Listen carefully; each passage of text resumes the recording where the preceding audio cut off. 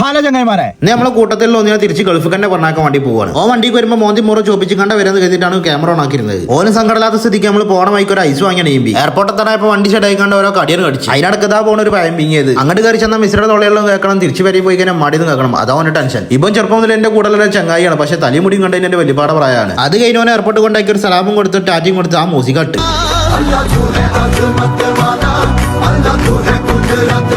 അങ്ങോട്ട് പോകുമ്പോൾ തന്നെ ഈ ബോർഡ് കണ്ടച്ച് കണ്ട അപ്പിലാണ്ടാളും ബൈക്കുന്നത്. ഷർട്ടിന് 196 അങ്ങോട്ട് ചാടി കൊണ്ട് ആ കടയിൽ പോയി ചോദിച്ചപ്പോഴാണ് ഓല ആ ബോർഡ് നേരെ വെച്ചാൽ വേണ്ടി പറഞ്ഞത്. ഒക്കുമ്പോൾ എന്താ 2019 ആദ്യം പർച്ചേസ് ചെയ്യണം അത്രയും.